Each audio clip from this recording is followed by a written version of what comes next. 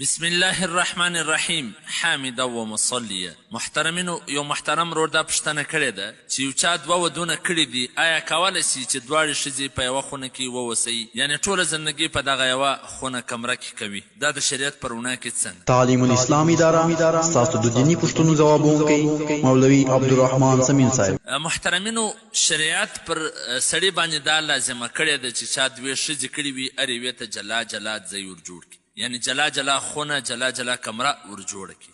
یو ځای وسول، په یوه خونه کې وسول او ټوله کورنۍ ژوند په یوه خونه کې د دواړو سره کول چې یو بل ته ګوري، سخته بېحیایي ده او خلاف شرع عمل دی.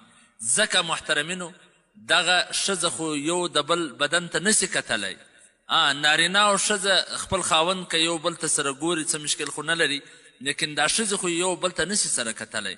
دا سخته بېحیایي ده.